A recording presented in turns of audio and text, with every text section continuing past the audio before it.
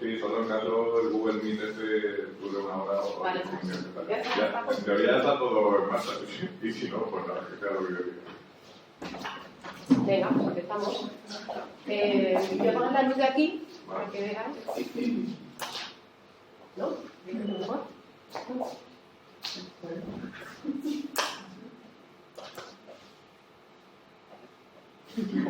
Está de coña. Bueno, pues me hace especial ilusión presentaros a Irene Pérez Ibarra, porque aparte de una investigadora excelente, como veréis ahora, mi amiga, entonces me hace mucha ilusión presentarosla. Irene hizo la tesis en la Universidad de Murcia y ya desde su tesis empezó a trabajar en una disciplina que mezclaba, o sea, en una línea de investigación que mezclaba dos disciplinas, que era la ecología y las ciencias sociales, por lo que llevó mucha novedad a los dos ramos de investigación. Cuando acabó la tesis en la Universidad de Murcia, estuvo unos años trabajando como investigadora postdoctoral en la Universidad Miguel Hernández de Elche, y de ahí yo salto al otro lado del Atlántico, a la Universidad, a la California State, Arizona State University, en Arizona, con un contrato postdoctoral donde estuvo también más 4 años. Y de allí se mudó al otro lado del país, a Nueva York, a la Columbia University, ahora lo digo bien, donde también siguió trabajando como postdoctoral en diferentes temas, mezclando ecología con ciencias sociales. Desde hace 3 años, está en la Universidad de Zaragoza, en el Instituto Agroalimentario de Aragón, al principio con un contrato de la propia región de Aragón, y desde hace menos tiempo con un contrato con Ramón y Cajal.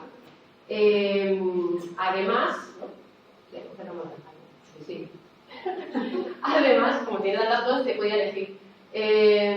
Además, desde hace muy poquito le han dado un contrato de RC de la Unión Europea, de las Consolidated Grants, que son unos contratos súper competitivos a nivel europeo, y está montando un equipo de investigación a gran escala para investigar en lo que nos va a contar hoy en la presentación.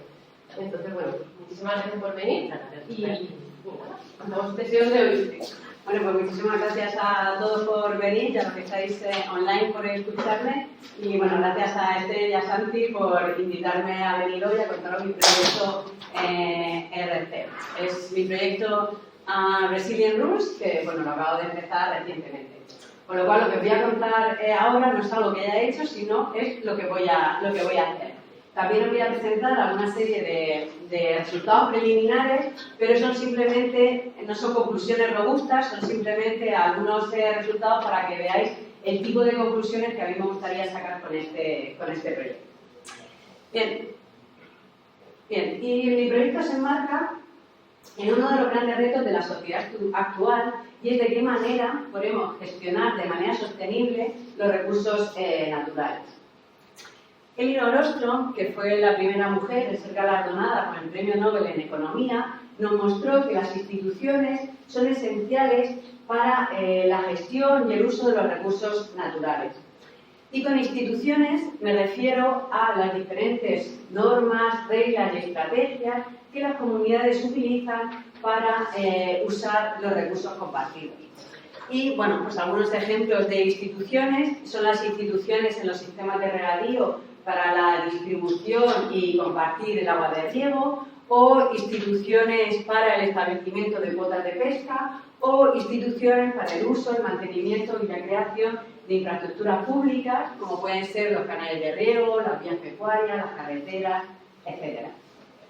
Bien, y las instituciones son esenciales para el uso de los recursos naturales porque sabemos que la ausencia de instituciones o el no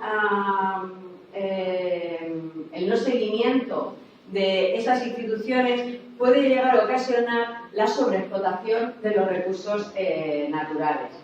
Esta sobreexplotación de los recursos naturales es un dilema social que se conoce como la tragedia de los bienes comunes. Bien, a Ostrom le dieron el premio Nobel en Economía porque la economía tradicional, para evitar la tragedia de los bienes comunes, se planteaban dos únicas soluciones. Una era el establecimiento de derechos de propiedad privada, es decir, cada usuario, digamos, que utilizaría su propia parcela del territorio y no serían parcelas abiertas de uso compartido, o bien el establecimiento de un control de arriba abajo, que los gobiernos, por ejemplo, le decían a los usuarios de qué manera o cuánto o cómo tenían que usar los recursos. Frente a estas dos soluciones, Ostrom lo que demostró haciendo investigación de comunidades a pequeña escala en todo el mundo, veía que en determinadas circunstancias las comunidades eran capaces de establecer instituciones robustas para el mantenimiento y el uso sostenible de los recursos.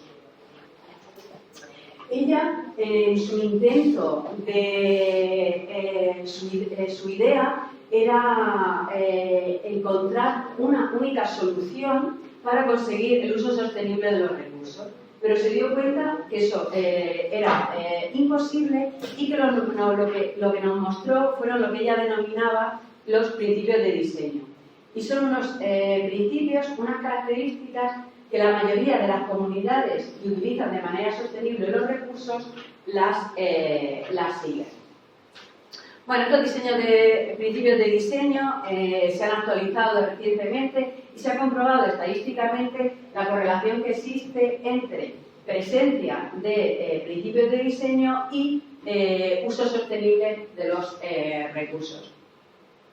Pero bueno, también se ha visto que la relación no es de uno a uno, sino que se establecen relaciones complejas entre los diferentes principios de diseño. Y en realidad, dependiendo de, por ejemplo, las características de la comunidad o las características del recurso natural, es esencial una serie diferente, grupos diferentes de principios de diseño. Con lo cual vemos que nos encontramos en situaciones bastante complejas. De hecho, una de las conclusiones de todos estos trabajos y a las que llegaba Ostrom era que no existe lo que se denomina una panacea institucional. Es decir, no existe una única solución o tipo de institución que pueda funcionar de manera eficiente, justa y sostenible para todos los tipos de recursos naturales y en todas las condiciones sociales, ecológicas y culturales.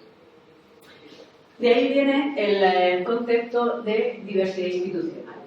La diversidad institucional sería la variedad de reglas, normas y estrategias que las comunidades utilizan para el uso de los recursos naturales compartidos.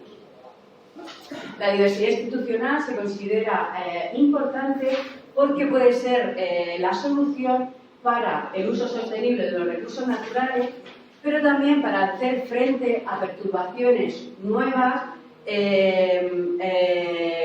no conocidas y como puede ser, por ejemplo, el cambio climático. De hecho, la diversidad institucional se considera tan importante como la diversidad biológica para la supervivencia humana. Sin embargo, si comparamos lo que sabemos de la diversidad institucional y lo que sabemos, de la diversidad biológica con lo que sabemos de la diversidad institucional, nos damos cuenta que para el caso de la diversidad institucional no sabemos cuánta diversidad institucional hay, cuáles son los factores que modulan esa diversidad institucional o cómo cambia, cómo evoluciona la diversidad institucional. ¿vale? Responder estas preguntas es esencial para determinar cuál es la relación entre diversidad institucional y la resiliencia de los sistemas socioecológicos, como pueden ser los bosques, las pesquerías o los pastos. Bien, pues con mi proyecto Resilient Roots pretendo responder a estas preguntas de investigación y pretendo hacerlo adaptando y aplicando los conceptos y las herramientas que utilizan los científicos de ciencias de la vida para estudiar la biodiversidad y intercalándolos con la teoría de bienes comunes y la ciencia de la resiliencia. Y estas preguntas las voy a responder utilizando como caso de estudio las instituciones de los sistemas agrícolas y ganaderos a pequeña escala en todo el mundo. Y me voy a centrar en 4 hipótesis principales, que son lo que yo considero son los principales factores a gran escala que pueden estar modulando esta diversidad institucional. Estos procesos a gran escala son, por un lado, el riesgo ecológico, es decir, la variación y la incertidumbre en las condiciones climáticas adecuadas para la agricultura y la ganadería, el aislamiento, es decir, las barreras que existen, tanto naturales como antrópicas, para el movimiento y el contacto de las comunidades, el tipo de estrategia de subsistencia, si hablamos de sistemas agrícolas, ganaderos, forestarios, transhumantes, etcétera, etcétera, y la complejidad política. Y esta complejidad política la mido estudiando la policentricidad, es decir, cómo desconectados los sistemas políticos de instituciones están. En el caso de España, pues sería reglamentos de las comunidades a nivel municipal, regional, nacional, europeo, internacional. Bien, para la recolección de datos, bueno, hice una revisión bibliográfica para seleccionar 52 comunidades, 26 agrícolas y 26 ganaderas, repartidas en una diversidad de contextos culturales y políticos y en un gradiente de riesgo ecológico y aislamiento para poder responder, tener una variedad suficiente para poder responder a las hipótesis que yo me planteaba. ¿Vale? Aquí tenéis en color más oscuro, tenéis los casos seleccionados, depende de si son sistema agrícola y ganadero, y luego, bueno, en más clarito una lista alternativa de casos. Bien, en cada una de estas comunidades estudiaré las instituciones, es decir, esas reglas y normas que las comunidades utilizan y que utilizan en la actualidad y aquellas que utilizaban en el pasado, para ver de qué manera han ido variando. Y instituciones en relación al uso de recursos naturales clave, como son el agua, la tierra y el pasto, y el mantenimiento y la creación de infraestructuras públicas como las vías pecuarias o los canales de riego. Y esto lo haré haciendo entrevistas a las personas que trabajan en estos sistemas y también recopilando las instituciones escritas. Es decir, muchas comunidades tienen ordenanzas, documentos de ordenanzas escritas. Bueno, y también estudiaré la percepción que tienen estas personas sobre la resiliencia social y ecológica de estas comunidades. Bien, las entrevistas están diseñadas para conocer las diferentes reglas que las comunidades utilizan. Aquí tenéis una clasificación inicial de los tipos de reglas que utilizan las comunidades, pero bueno, no voy a entrar en detalle, pero bueno, serían reglas de límite, de quién puede ser parte de esa comunidad, reglas de elección, qué tipo de actividades se pueden hacer en esa comunidad, de información, qué tipo de flujo de información existe, etcétera, etcétera. Bien, y con esta información cuantificaré la diversidad institucional. Y para ello, en una analogía con sistemas biológicos, considero que existen tres dimensiones de diversidad institucional. Una sería la diversidad institucional filogenética, taxonómica y funcional.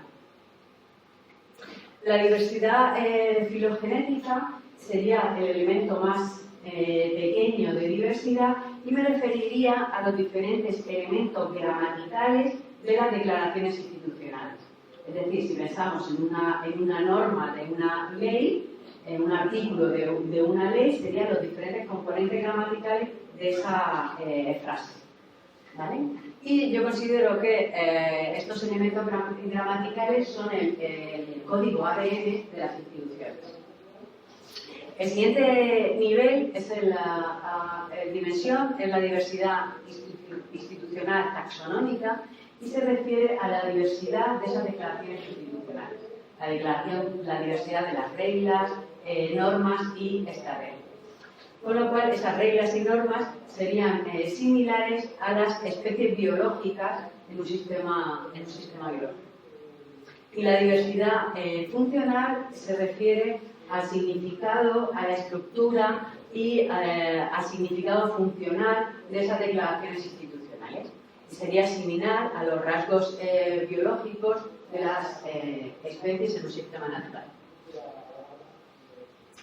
Bien, para el caso de la diversidad filogenética, como decía, lo que utilizaré será la herramienta de gramática institucional.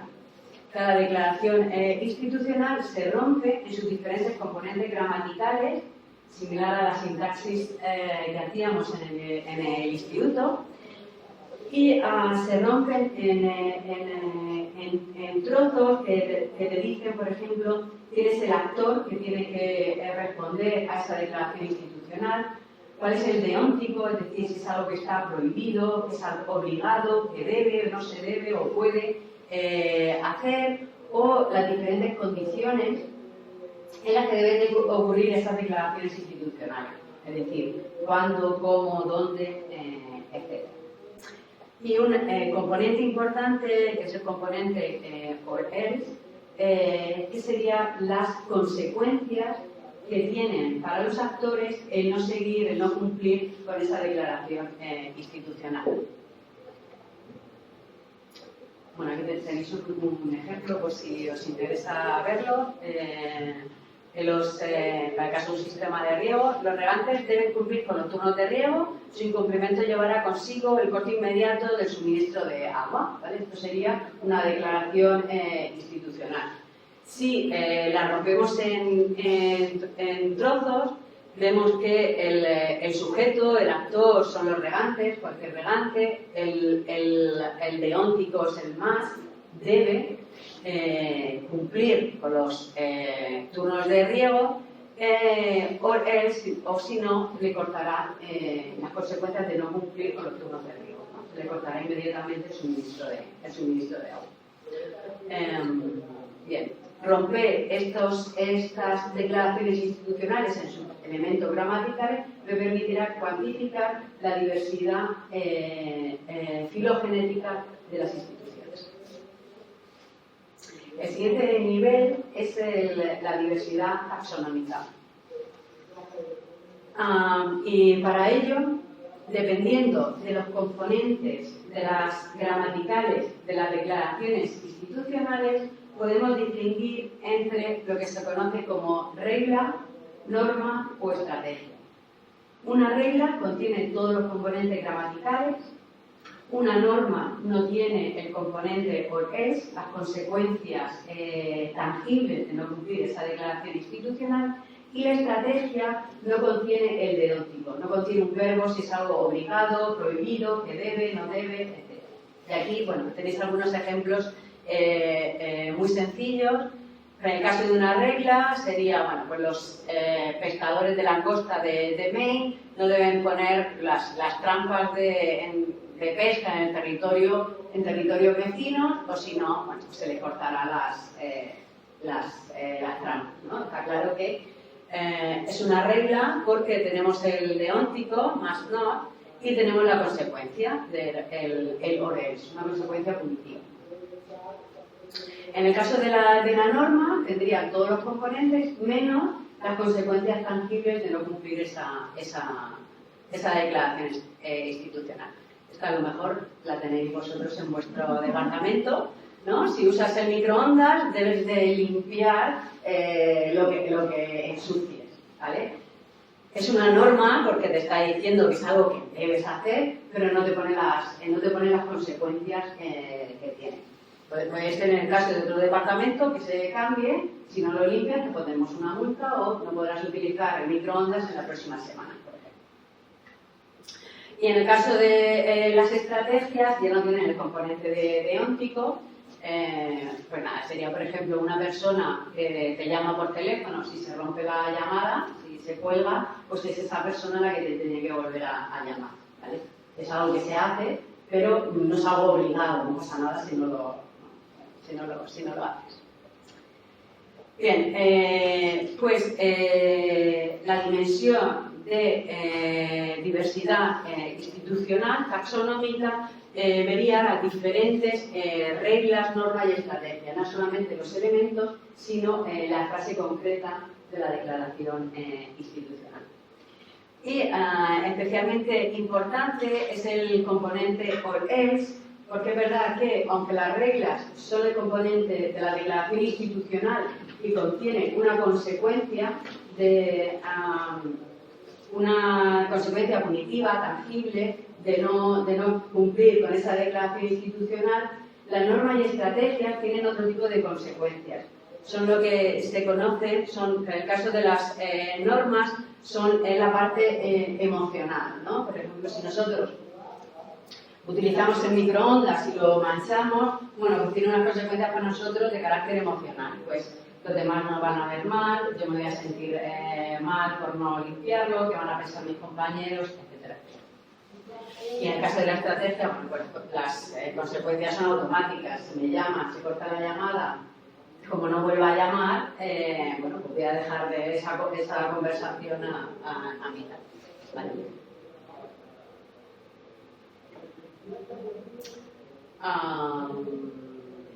Bueno, ya lo he contado, ¿vale? Sería determinar las diferentes reglas, normas y estrategias y clasificarlas con los diferentes tipos de reglas que existen, las reglas de límite, de elección, que ya os he contado.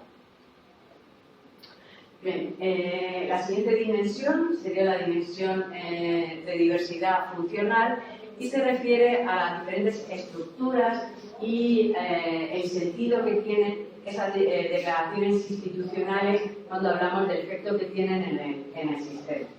Y aquí podemos determinar, por ejemplo, diferentes estructuras, si son reglas que están escritas o no escritas, los diferentes incentivos, si son reglas, normas, estrategias, el tipo de recurso, el tipo de comunidad, qué tipo de usuarios estamos hablando, qué tamaño tiene la comunidad, el objetivo de cada regla o el efecto que puede tener en la comunidad en relación con su relación con los principios de diseño de recursos.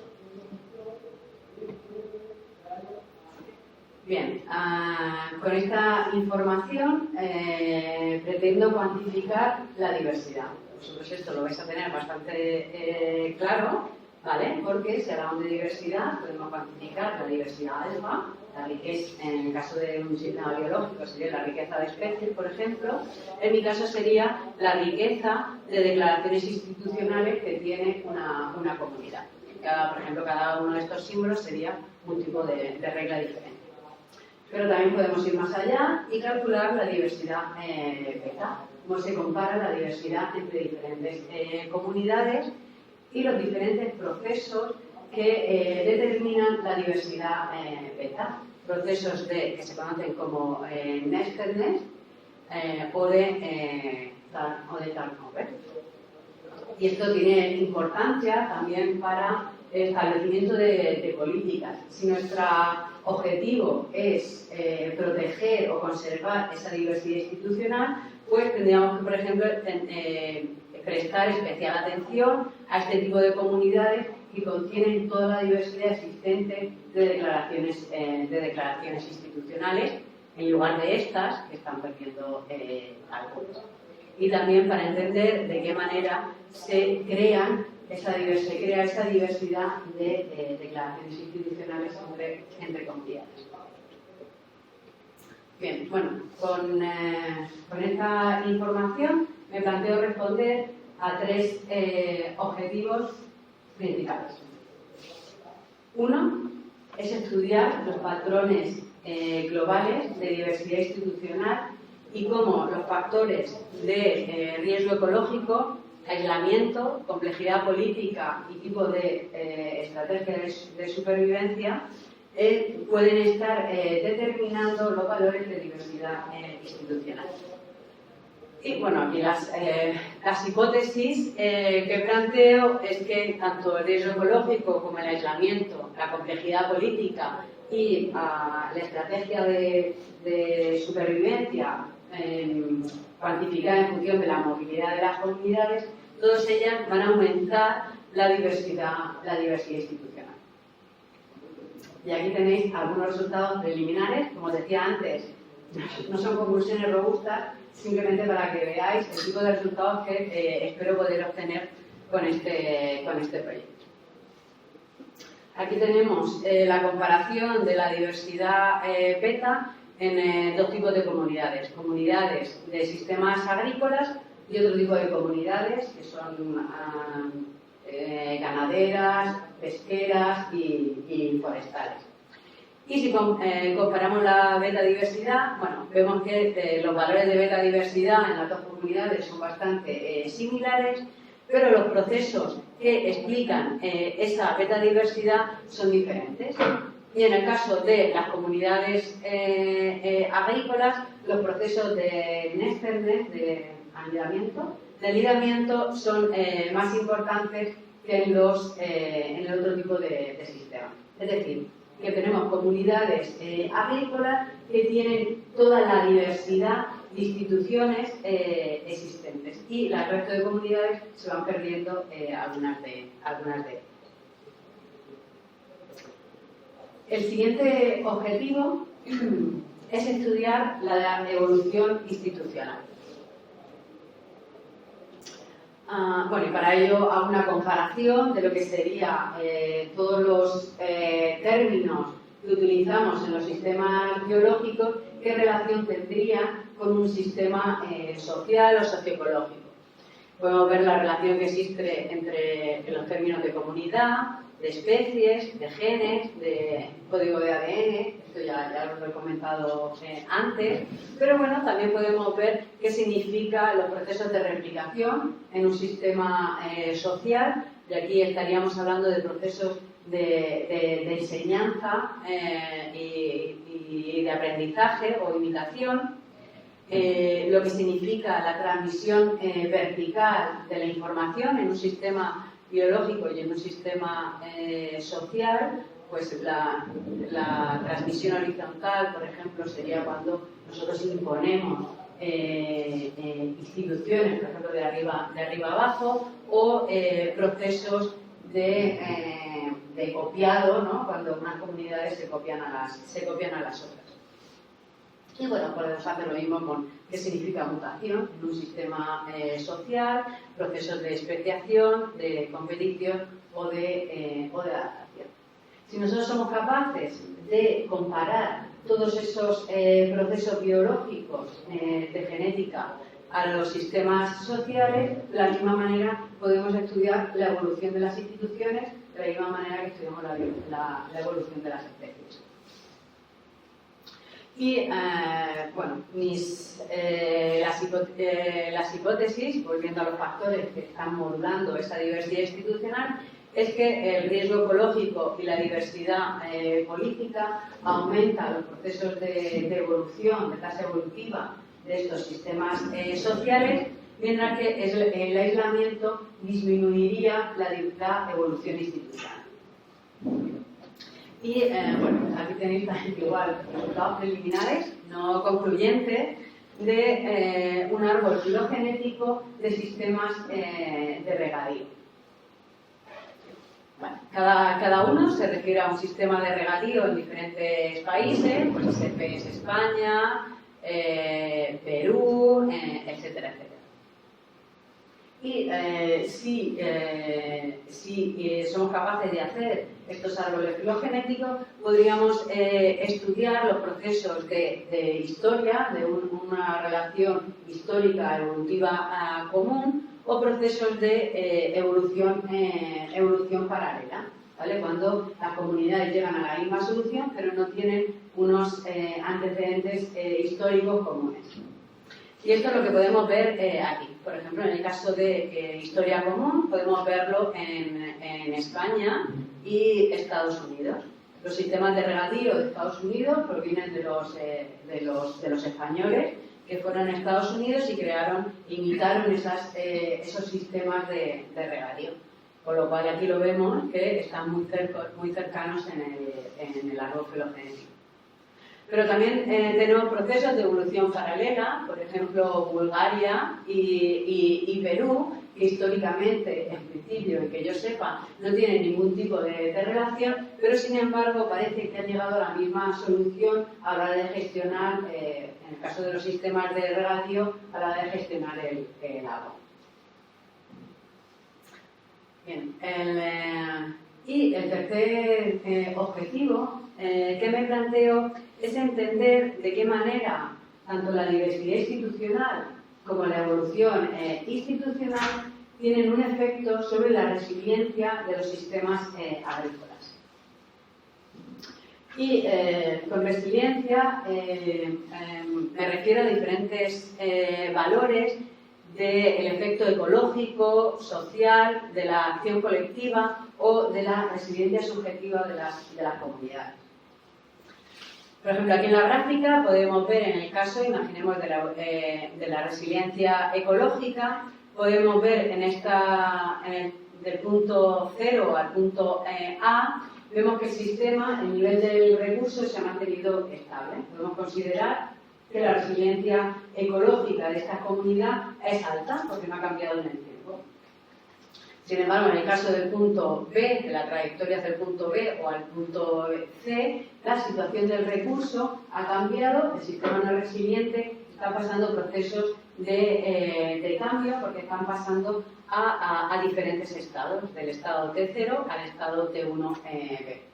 Y puede dar lugar tanto a situaciones deseables, en el caso de B, porque ha aumentado el nivel del recurso, o a situaciones no deseadas, C, que ha llegado a situaciones peores de uso del recurso natural.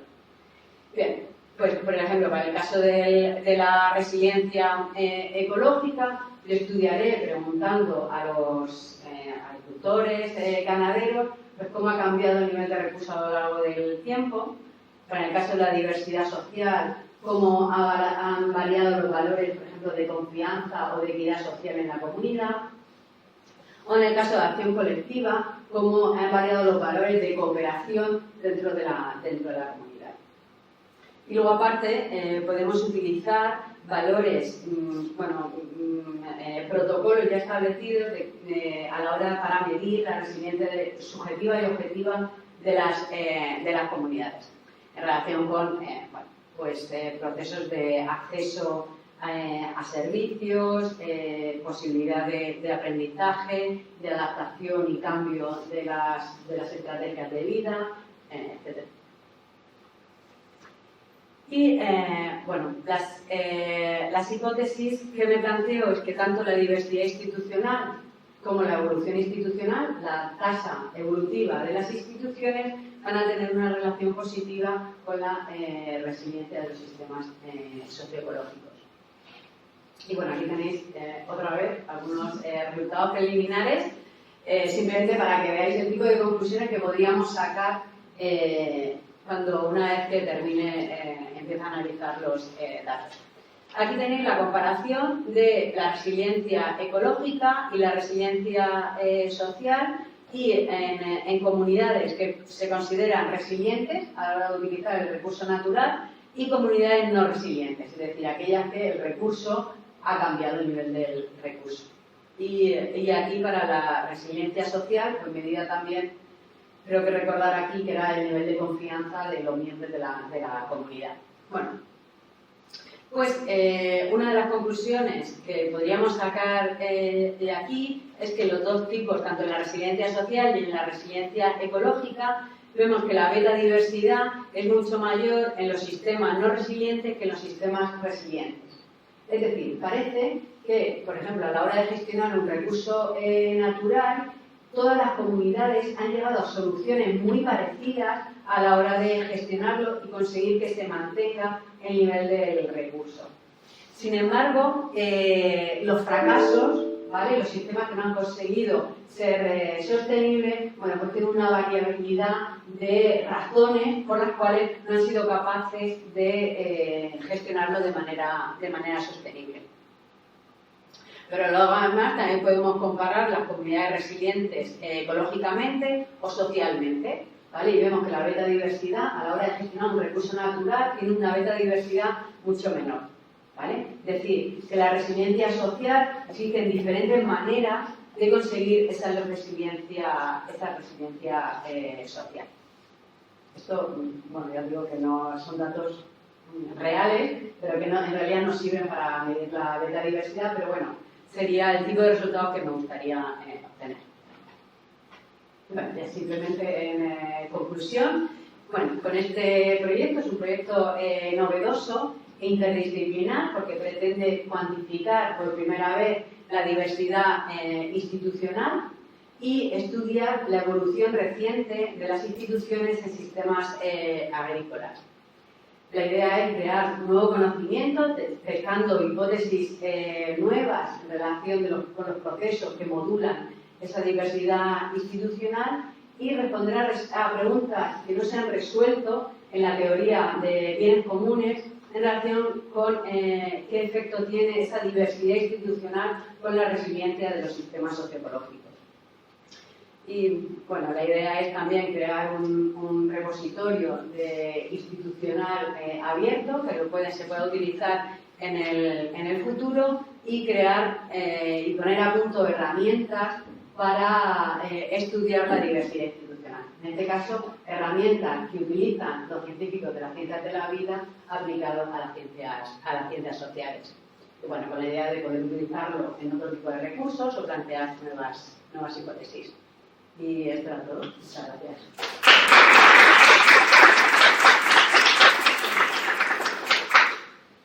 Muchas gracias. ¿Queréis preguntar por ahí? Muchas gracias por la charla. Ha sido muchas cosas nuevas y a lo mejor la pregunta es una tontería, la verdad, porque me está ahí dando vuelta a la cabeza aún.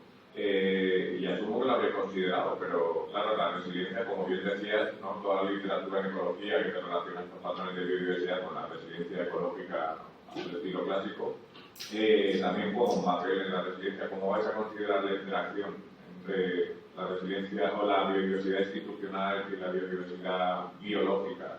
¿Cómo codeterminan esta? A ver, ¿no has entendido bien la pregunta? Ya, discúlpame. Aún estoy dando vueltas. Hay mucha literatura relacionando diversidad biológica con resiliencia ecológica. Y obviamente estos recursos son recursos.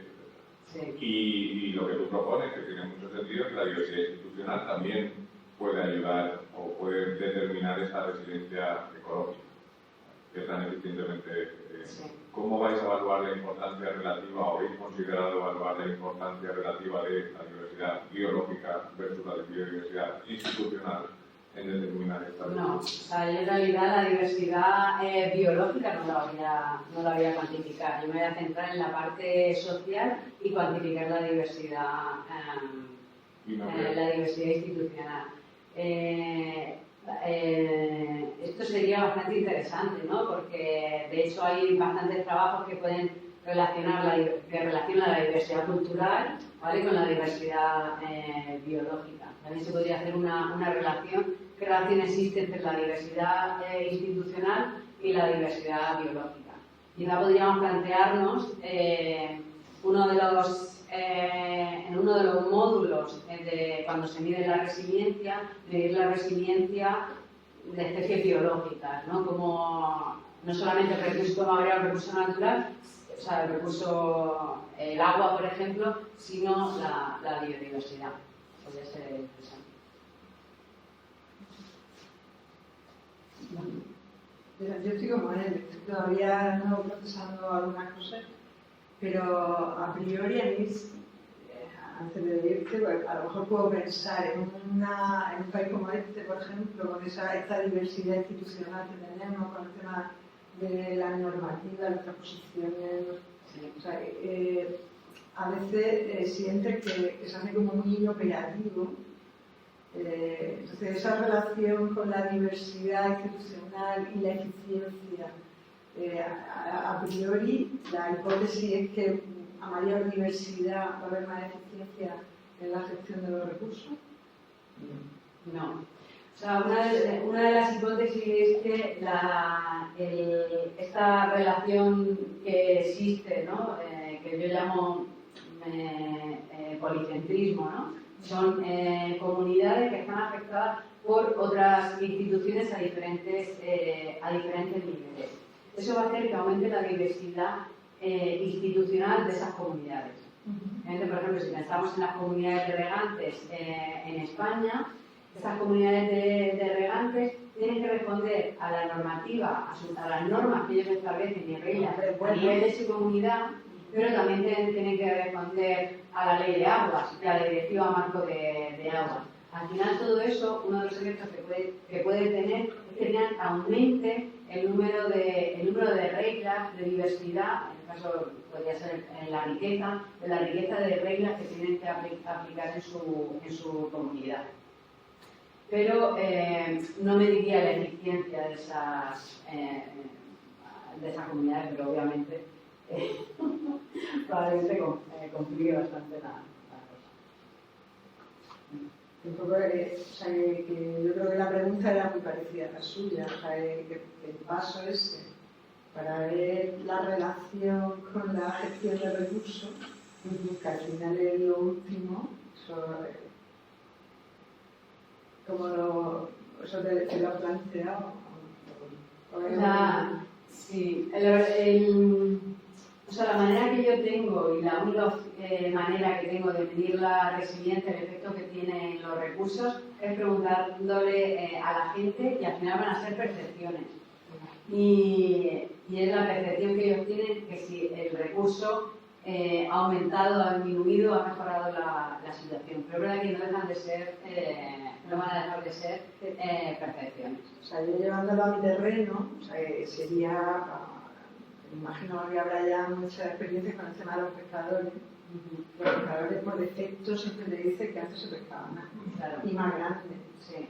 Entonces, pero también es verdad que a pesar de eso, o sea, por ejemplo, tú te vas a Tabarca, que al principio hay una guerra abierta contra la reserva marina, y evidentemente ha mejorado la calidad de vida, incluso el recurso que ellos pescan, pero son reticentes a reconocerlo.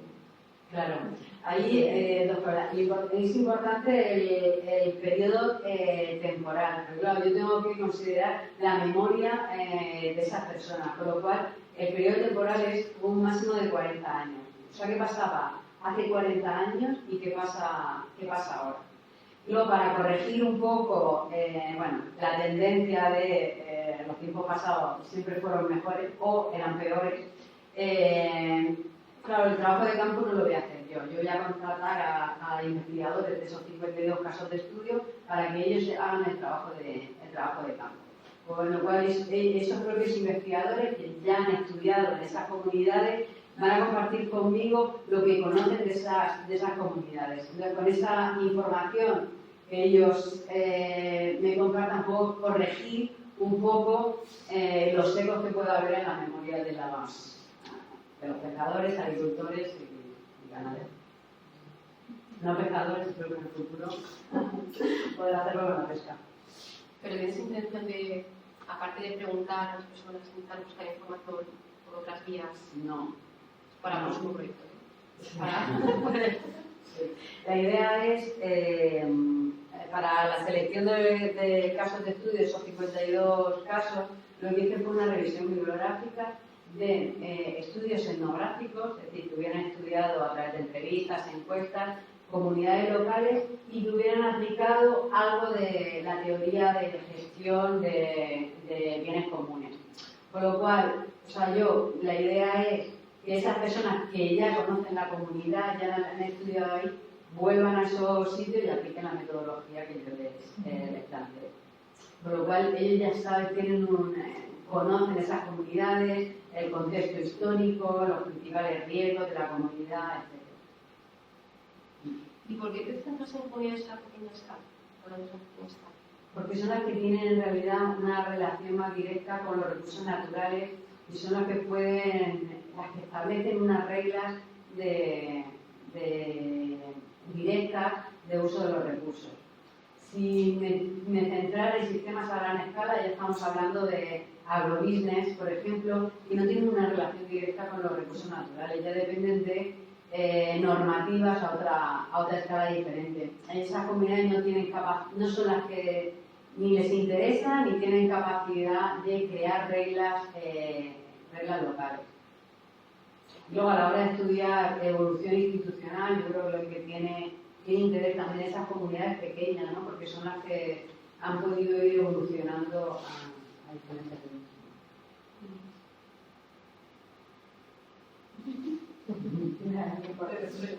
No, es que me parece súper interesante porque yo creo que, por ejemplo, muchas de la gobernanza en muchas ocasiones está arrastrada precisamente por la actividad de economía a gran escala y termina desvirtuándose y es la que nos lleva al perfecto, ¿no? Sí. Y claro, y yo creo que uno de los grandes problemas que hemos tenido es la pérdida de memoria del conocimiento milenario, en el caso de la agricultura, que es cuando se han ido formando, y me imagino que será eso al final lo que lo que era demostrar, ¿no? Que esas normas del conocimiento del día a día que se van instalando y que salen en paralelo, que son el resultado, ¿no? Sí. Pero ahora estoy pensando moral, será un poco eso, que es lo que se ha perdido en Murcia, por ejemplo, que se lleva diciendo que somos los mejores agricultores, los que mejor sabemos, pero que de un plumazo se ha borrado el conocimiento tradicional histórico de la agricultura que era sostenible. Sí, yo creo que con el proyecto lo que espero también es poner en valor ese conocimiento tradicional, las instituciones tradicionales de gestión de los recursos naturales. Porque es que precisamente son en esas comunidades, a lo mejor, donde está la solución del desarrollo sostenible. Teniendo en cuenta que no vamos a encontrar una única solución.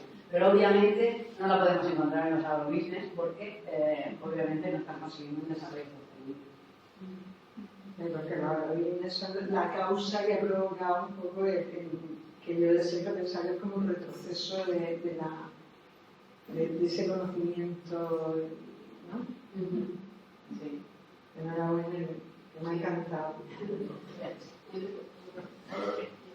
Pero ya, cuando estabas contando cómo ibas a calcular la parte del ADN, ¿no? La diversidad filogenética que vas a hacer, aquel análisis que hacíamos en el instituto con las clases, ¿eso lo hacéis a mano o hay un programa que te hagáis?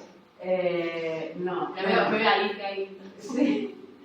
Esto se hace a mano. Una de las cosas que me planteé en el proyecto era crear, hacer uno de las fases del proyecto que fuera intentar automatizar eso con inteligencia artificial, análisis de textos, esto. Lo que pasa es que hay gente en Estados Unidos que ya lo está haciendo, con lo cual no aportaba nada. Lo que sí he hecho ha sido contactar con la gente de Estados Unidos y preguntarles que si en el futuro colaborar y ver si esta información la podemos utilizar con el programa que ellos han desarrollado. Lo que pasa es que la mayoría de estos análisis institucionales se han hecho con reglas escritas. ¿Vale? Es mucho más fácil analizar con inteligencia artificial una ley escrita. Pero a la hora de utilizarlo con entrevistas, esto nos ha hecho bastante bien. Pero también vas a usar documentos internos de las instituciones. Sí, lo que pasa es que muchas veces estas comunidades no tienen documentación, ordenanzas escritas. Y luego una parte interesante podría ser objetivos que surjan, ¿no? Diferentes preguntas que puedan surgir una vez que tenga los datos, ¿no? Sería, por ejemplo, comparar las reglas escritas de las reglas no escritas, ¿no? Porque no siempre existe una concordancia. Yo quería preguntarte un par de cosas y sugerirte una para esto de la filogenia. Yo esto lo he visto también complicado, aunque sería muy chulo. Y pensaba si podías usar los patrones migratorios humanos que se conocen como base. Estaba pensando en una comparativa entre la normativa alemana y la hispana, aunque ya de por sí estoy seguro que los alemanes y el acervo cultural y donde hayan estado van a tener una riqueza institucional mucho mayor. Sí. No sé si eso te podría servir un poco para canalizar ese árbol o testar hipótesis alternativas. Sí, una de las ideas que tengo, la parte de filogenética es la de mayor incertidumbre en el proyecto, porque es verdad que para hacer filogenética necesitas una cantidad de información increíble. Y yo no sé si con la información que voy a recopilar yo voy a ser capaz de hacer realmente un árbol filogenético. Pero una de las ideas que tengo es comparar los árboles filogenéticos que yo obtenga con, por ejemplo, árboles filogenéticos de las lenguas que existen. Sería algo parecido a lo que tú estás diciendo. Entonces, para intentar ver realmente mi árbol filogenético, cuáles de esas relaciones son realmente relaciones evolutivas y cuáles no. Son de adaptación. ¿Y esperas una relación lineal entre aumento de la resiliencia y diversidad? No. Porque igual cuando ya hay muchas reglas ya la cosa va tan mal. Claro, sí, no espero que las relaciones sean lineales. Yo me estoy imaginando Brasil que tiene millones de reglas.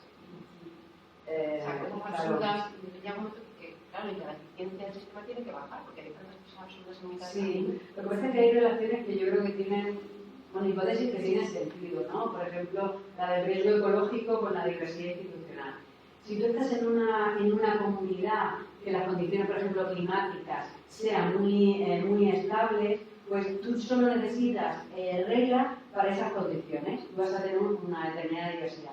Pero si tú te encuentras en situaciones donde la variabilidad climática es muy grande, pues en sistemas semiáridos, ¿no? Que tienen periodos de lluvia alta, periodos de sequía, obviamente tú tienes que tener reglas para las condiciones de años de lluvia abundante y condiciones de lluvia escasa. Y eso inevitablemente tiene que estar aumentando la diversidad institucional. Pero hay otras relaciones que van a ser relaciones mucho más complejas. Y lo de la resiliencia también es una de las cosas más con mayor incertidumbre en el proyecto. Pero bueno, ya sabéis que este tipo de proyectos, lo que el Consejo Europeo de Investigación lo que financia son proyectos que llaman de alto riesgo o alta ganancia. Es decir, son proyectos en los que la probabilidad de fracasar, de no poder cumplir con los objetivos y hipótesis que te planteas, son muy altos, pero si lo consigues, se supone que vas bueno, las ganancias van a ser importantes, ¿no? Vas, por ejemplo, cambiar el paradigma de conocimiento dentro de una disciplina. De ahí todas estas incertidumbres, ¿no? que hay en el proyecto. ¿Cuántos son 4 años? Son 5 años. Bueno, dentro de 5 años vuelves. Si invitemos a volver. Les contaré cómo el trabajo de campo y los resultados. Y entonces no vais a hacer el campo, vas a mandar siempre a gente a... Bueno, algunos sistemas sí, ¿no? México, bueno, voy a... la metodología la voy a testar en 3 sitios en España para confirmar que el protocolo todo funciona bien antes de lanzarme en el mundo mundial. Y luego también aprovecharé los otros proyectos que tengo y estudiaré. Pues eso, en México, en Marruecos, que estamos trabajando, pues también aplicaré la metodología.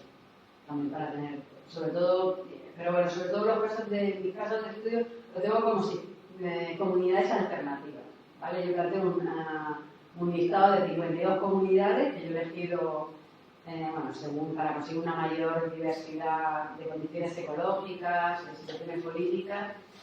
Luego creo una lista alternativa y luego, en el caso de que alguna de estas comunidades me falle, pues tiraré de mis casos de estudio o de casos de estudio de colegas.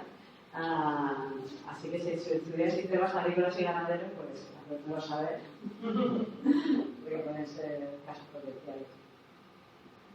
Pero la idea es eso, contactar a los investigadores que han hecho ya trabajo de campo allí, invitarles a colaborar en el proyecto, vienen a la Universidad de Zaragoza en un workshop para explicarles bien toda la metodología y luego, obviamente les pago y vuelven a las comunidades para hacer el trabajo de campo y envían información. Suena como un buen plan, ¿no? Suena bien, lo veremos. Yo te veía viajando ahí a los 50 del país. Hubiera estado bien. Pero igual. Sí. Porque ¿hay algún límite? Decías que solo trabajas con pequeños colectivos, instituciones, no sé cómo se llaman. ¿Hay algún límite en cuanto al número de personas, número de miembros, área que ocupan? No. ¿Y cómo decides si son pequeños? ¿Dónde está el límite? ¿Dónde está el límite? Pues es que no, en realidad no hay límite. O sea, tienen que ser, yo defino una comunidad, tienen que ser comunidades, pues un grupo de personas que utilizan el mismo recurso natural y comparten las mismas instituciones para el uso de esos recursos. Pueden ser comunidades de 10, de 100 o de 1000 o de decenas de miles. ¿Y el protocolo está basado en distintos protocolos que tú ya has usado a lo largo de tu carrera o de dónde los sacas? Pues... Porque para las diferentes cuestiones que quieres contestar, o sea, no me imagino un solo protocolo, sino muchas partes, ¿no? Diferentes tipos de entrevistas. No sé. Sí, bueno, en la entrevista yo diseño mi propio guión de entrevista porque esto no se ha hecho nunca, entonces tiene que ser una entrevista específica para este proyecto, pero sí reciclo preguntas que se han utilizado en otras encuestas. Por ejemplo, Ostrom, cuando todo el trabajo de campo que hizo y que fue el premio Nobel, pues ese protocolo de campo que está disponible, pues algunas de esas preguntas las recupero. Y luego, por ejemplo, para la diversidad institucional, para la resiliencia de las comunidades existen, con la FAO y otros organismos tienen ya protocolos de encuestas de cómo medir esa diversidad, resiliencia. Entonces también lo incorporaría. Pero, y son diferentes, tomas diferentes tipos de agencias locales, entiendo, ¿no? O sea, diferentes grupos de personas. En cada comunidad se entrevista un máximo de 5 personas, hombres y mujeres, porque en la diversidad institucional juega un papel importante el papel que tienen los hombres y el papel que tienen las mujeres dentro a la hora de gestionar un recurso natural, pero son elegidas, tienen que ser personas de avanzada edad, de la cabeza funcione bien, pero que sean capaces de recordar, por lo menos un periodo de 40 años. Lo ideal son personas de 60, 70, 80 años. Pero es que estudiar la manera que yo voy a hacer, estudiar las instituciones con entrevistas y no sé si nunca. De todas maneras, tú lo testas luego en el caso de que haya documentos escritos. Sí, claro. Por ejemplo, en el caso de España, yo iría a una comunidad de regantes. Todos los hombres buenos de Murcia. Elegiría a 5 agricultores, pues gente que tenga implicación en la comunidad, que sepa realmente cómo funciona y cómo funcionaba antes. Hago esas 5 entrevistas con hombres y mujeres y luego aparte recopilaría las ordenanzas de la comunidad de regantes. Eso sí que está escrito y siempre que pueda las ordenanzas pasadas. ¿Vale? En el caso de Murcia pues, buscaría las ordenanzas actuales y cuáles estaban vigentes hace 40 años. Claro, aquí sería fácil, ¿no? En general en Europa.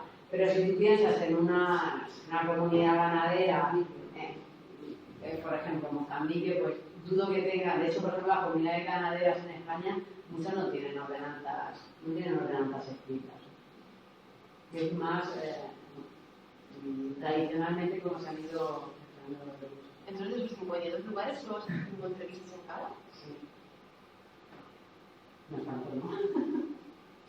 Sí, Sí, cuando trabajamos en etnográficos, depende mucho la cantidad de entrevistas que hagas, depende mucho de la calidad del informante, ¿no? Pero en muchos trabajos, bueno, en mi experiencia de campo, muchas veces con entrevistar a una persona, si la persona clave de la comunidad, tendría suficiente, ¿vale? Pero, bueno, pongo 5 para poder hacer hombres y mujeres y poder un poco, bueno, corregir sesgos, ¿no? Si 5 personas que dicen exactamente lo mismo, bueno, pues el sesgo...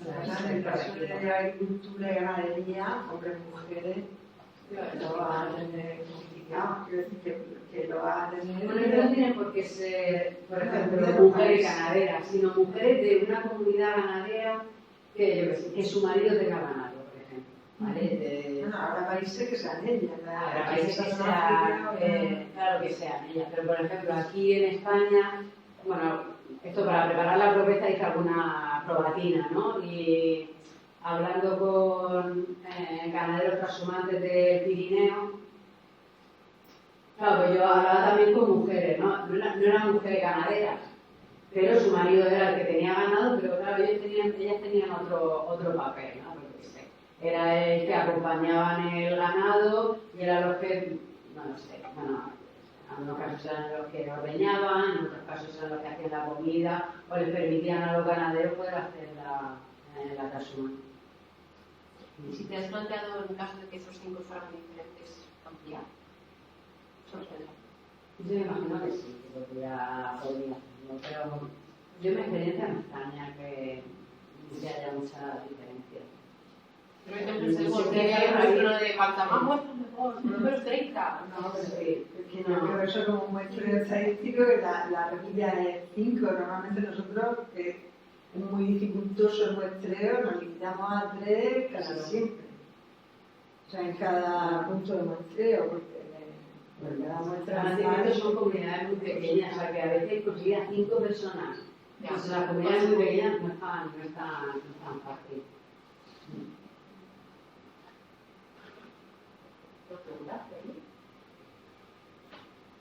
Yo tengo una más, pero no sé cuándo queréis parar.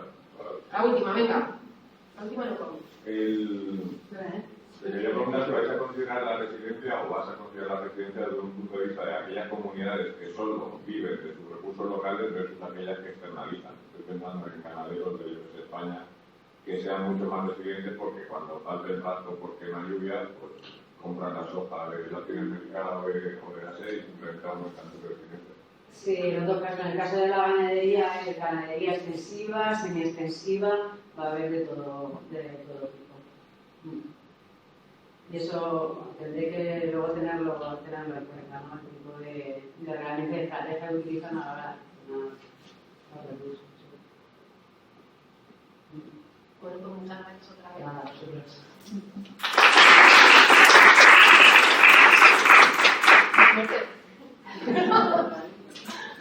No, bueno, conmigo ahora no hay preguntas, no. yo estoy aquí pendiente de público. Vale, si alguien se ha interesado alguna vez en pedir este tipo de proyectos, pues nada, yo abierta a hablar ahora o en cualquier otro momento. Yo estoy interesada, ya te lo digo.